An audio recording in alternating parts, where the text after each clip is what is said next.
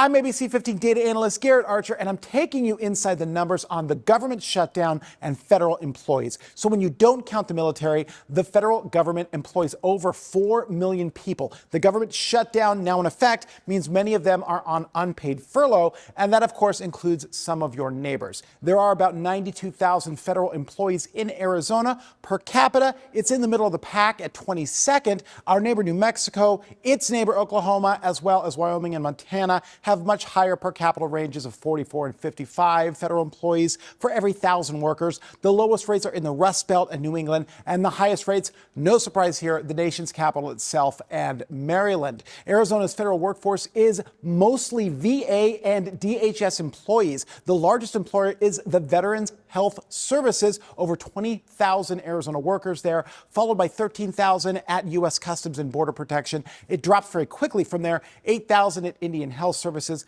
3,000 at the Forest Service, and 3,000 at TSA. And in a shutdown, you are either a non-essential furloughed employee or you're essential and working without pay. You might be surprised at this ratio. Two of the largest agencies, 460,000 total VA employees and 270,000 DHS employees, well over 90% of employees in both agencies are considered essential and will be working without pay. Smaller agencies like Agriculture and Health and Human Services, a little over half are considered essential there. So let's zoom in on the Department of Agriculture. About 32,000 work for the Forest Service, and about 60% of them are considered essential. 80% of animal and plant inspection and 90% of food inspection employees are essential. About a third of the Research Service will continue working, and only 4% of the Natural Resources and Conservation Services are deemed essential. And if you're traveling during the shutdown,